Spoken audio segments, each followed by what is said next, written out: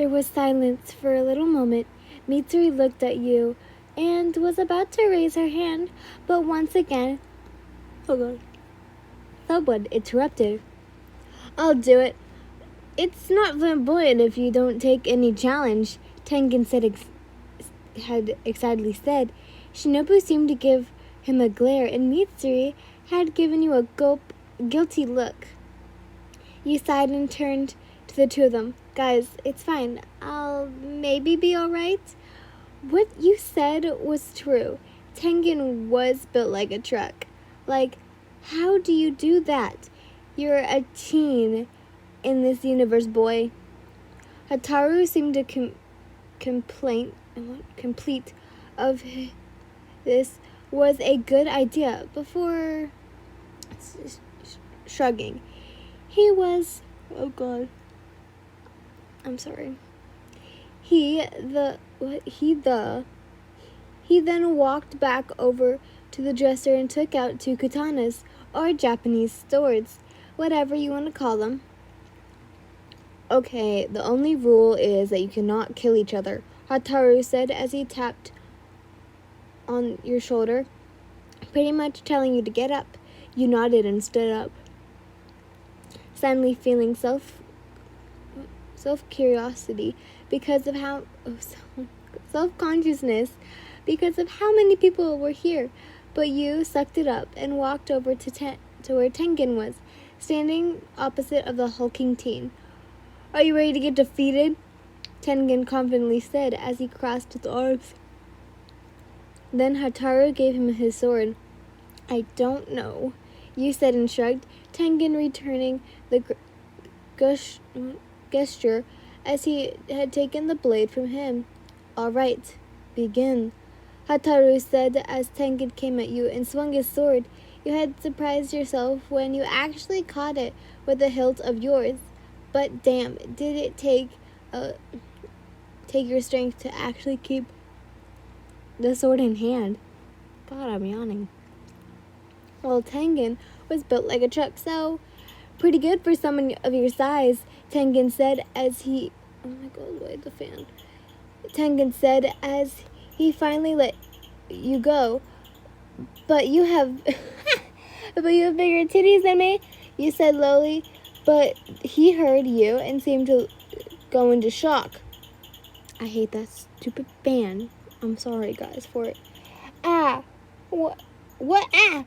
Tengen shuddered a bit before you yelled, Knees!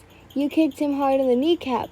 He doubled over in pain as you actually stood there victorious for once. Take that, you cannon Axon Ghost... I'm sorry if I butchered that. You whispered as you heard clapping behind you. So you did what anyone would and looked over to see who it was. You never thought that this dude would ever smile, but you guess you were wrong as he approached you and patted your shoulder. I didn't actually think you'd be able to do that, but anything can happen, as well as you'll need to learn how to use your sword more often, he said, Hataru, as he gave you another smile. Okay, hold up. This dude is actually little... Nope. I'm not here for that. I'm here to get back to my own damn universe. Stay on track, Yin. Alright, I'll try. But these...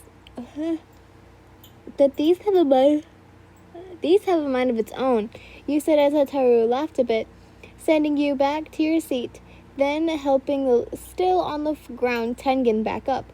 You sighed as you sat back down, thinking you'd probably have to do something like take him to the nurse or something later. Mitsuri was giving you a look. How did you do that? That was so cool, Mitsuri had said excitedly, getting closer to you. You panicked. Mitsuri, please don't do that. I think she's short-circuiting at the moment, Shinobu had quietly commented as Mitsuri sighed and got back to her original seat. I don't know. I just kick people and it works, you said. Then Mitsuri seemed to get an idea. Maybe you're like me, unusual strength, she said as she crossed her legs. Well, maybe. Who knows? So you're saying I have strength? Ha, no.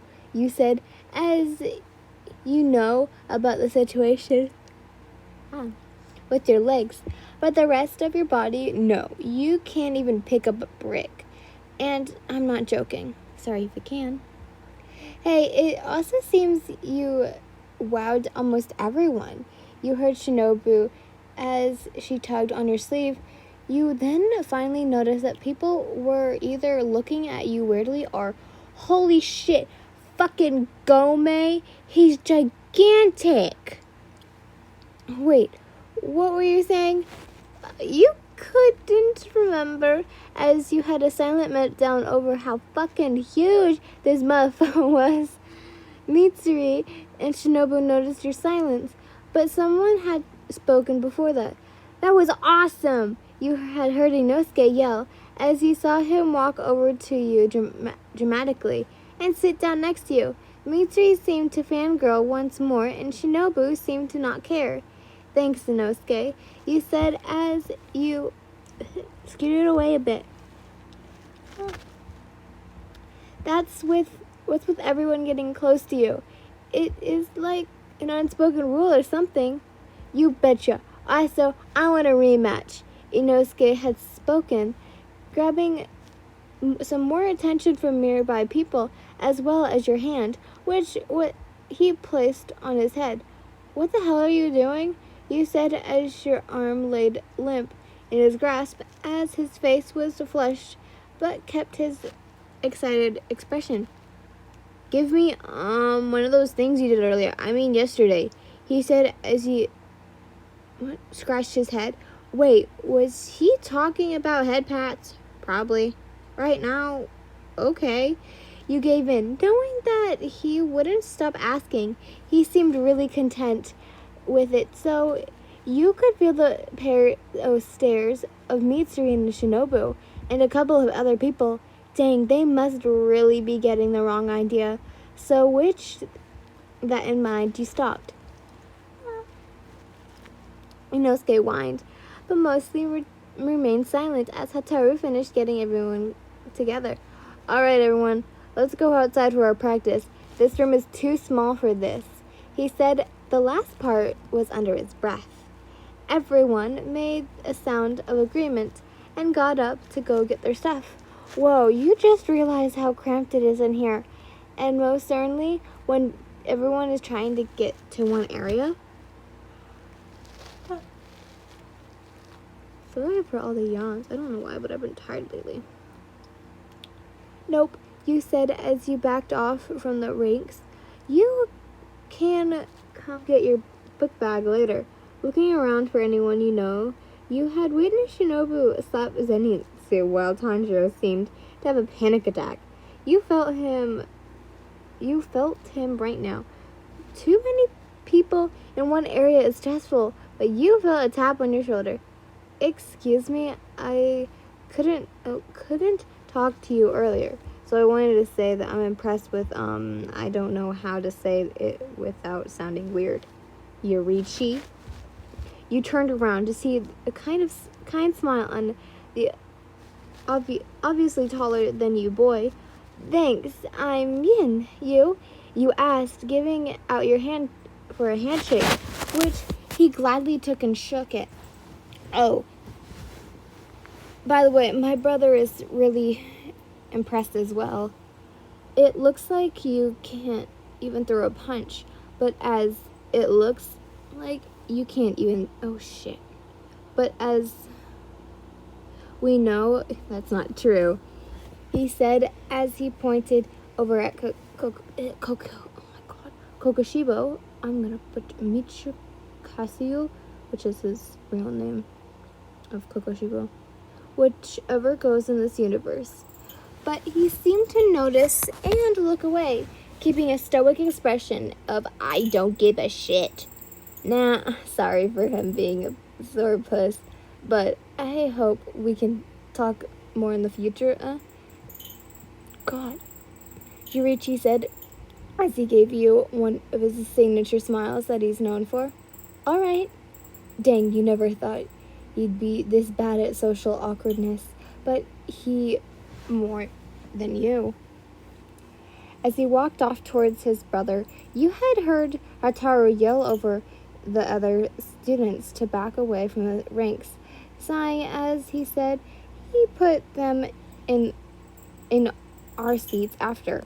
This guy deserves a break, you said under your breath, as you had headed out of the class with the rest of them. This was going to be fun. But to your surprise, it was actually nice. Hataru had helped you out here and there, and everyone seemed to be motivated. It actually warmed your heart. Okay, everyone, it's almost 7:30. You can all go home now, Hataru said as he checked his watch. You just now noticed that he had one. So you had went back inside with everyone else to go get your stuff. Hey, Tanjiro, you said as Tanjiro walked up to you, a big smile on his face. You did really well. Also, if you don't know where to go, just follow me to the bus, he said with a smile. Zenitsu had also noticed you guys had sped run over to you. Yin, you're so cool, Zenitsu said as he clung to your arm. You were a bit uncomfortable, so you shrugged him off and laughed awkwardly. Inosuke was nowhere to be found. Hey, where's Inosuke? You asked. Tanjiro and not Nezuko and Zenitsu. What the fuck? Sorry about that. Tanjiro and I'm gonna just where's Inosuke? You asked. Tanjiro had and Zenitsu seemed to be annoyed at your question, but answered anyways. We don't know. He always disappears just before class ends. I'm kind of concerned, Tanjiro said, looking around for the blue-haired boy. Zenitsu scoffed. I don't really care what happens to him, just a little bit. He sighed as he grabbed his obvious yellow-colored bag. That's not very kind of you, Homeskeet, you said as you guys headed out of the room, behind the absolute sea of students clamping into the group in the halls. Yeah, that's mean of you, Tanjiro said, copying your facial expression. Zenitsu huffed, but apologized anyway. Tanjiro looked at you with admiration as you scolded Zenitsu. You really were a caring person. And that's why the next... I don't want to talk about this. And that's why the next Holocaust will happen if you revive that no man, you said as you went off track of what you were saying. Zenitsu looked like he was going to pass out from holding his laughter. Whoa, Yin, I didn't know you were a communist, a new voice said. Oh, hey, Akaza, you said as he walked over to the group, but Tanjiro had met him halfway. Hello, what are you doing here? I thought band wasn't supposed to be here today, he said. Wait, hold up, Akaza's in band? Shit, that makes him a band kid. I'm a band kid, so shut up. At least he's not choir kid. No offense. Well, you were a choir kid at one point, but that doesn't count. Akaza had went around to Tanjiro and gave you a high five. So how's it going, Homeskeet? You said as Akaza sighed. Honestly, it's kind of boring and are you okay?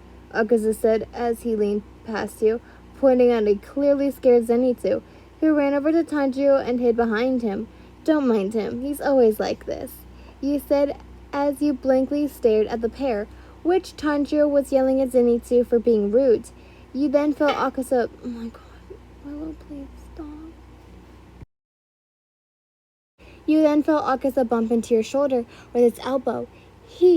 As he got closer to you, so the other two wouldn't hear. Hey, wanna ditch these guys? He whispered. You kind of stunned for a second. Sure, he's fun to hang out with, but it'd be rude to just leave. Why? You whispered back as the two continued to fight. Because I want to hang out with you, Akaza said as he looked away. Dang, you didn't know anyone would generally seek to have a conversation with you. But you guess you were wrong. Just come on, Akaza said as he grabbed your hand and booked it to the entrance. Whoa, hey! You said as you were forced to run with him surprising Tanjiro and Zenitsu, who had yelled at the two of you. But Akaza kept going till you reached the bus. He sighed as he let go of your hand. Huh. What was that about? You had said, out of breath. What? I just wanted to have a minute with you. I'm pretty sure those two wouldn't allow me, he said as he put his arms behind his head. His eyes flickered to the bus number and looked at you. Is this the right bus? He said as he fixed his guitar strap, which you had just now noticed. This dude plays guitar? Yep, so back of the bus? You asked as the two climbed over onto the bus, a bunch of rowdy kids yelling over each other to actually hear one another, but only making the noise worse. Yep, and there's also someone I want you to meet, he said as he grabbed your hand once more and dragged you down the aisle, trying not to run anyone over. As he finally got back of the bus, he had stopped and moved out of the way. This flabbergasted you as he wasn't taking the window seat. Bruh, you're my bestie now, you said as you dove into the seat. Akaza chuckled as he sat next to you. Ah, the window. I can now get to playing my mental games of don't let the stick figure hit the ground. But before you could, Akaza broke your concentration. So Yin, want to meet my mystery friend? I thought you didn't have friends, you had said jokingly. Akaza punched your shoulder and, damn it did hurt. Ow, alright, I deserved that, you said as you just rubbed the place that he hit. He then looked almost for a bit before sighing. I guess he went with his brother. I don't know why. He hates me, Akaza said. His sentence trailed off a bit as he crossed his arms. Okay, so he was either talking about Sanmi or Giyu, but it's a high chance he was talking about Kokushibo, because why is he throwing up? Because why would he know a pillar? But you could be wrong. Oh, there he is, Akaza said as he stood in his seat. You had looked over in the seat in front of you to see Kokushibo. Oh, so that's who he's talking about? Hey man, where have you been? You're usually here before me, as you get off earlier than I do. I also have someone you have to meet, he said as he shoved you back into your seat. Kokushibo seemed to not see you somehow and sat in the seat beside you, yours and Akaza's. Ayo, man, it's nice to finally meet you, homie, you said as you leaned over Akaza, missing the blush on his face. This set of eyes on Kokushibo's forehead had turned to look at you, causing you to get a startled bit as he turned his body to face you. You're the girl that fought Tengen and triumphant, he said, his usual monotone voice. Yeah, you said as you awkwardly scratched the back of your neck. Huh, that's the most words I've ever heard from you, buddy. Keep up the good work, Akaza mocked, as he gave Kokushibo a thumbs up. This was going to be an interesting exit thought.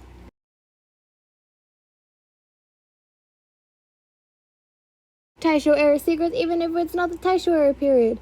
Kokushibo wanted to talk to you, but Yurichi had beaten him to it. Tanjiro and Zenitsu were having a panic attack because Akaza practically kidnapped you. Well, to them at least.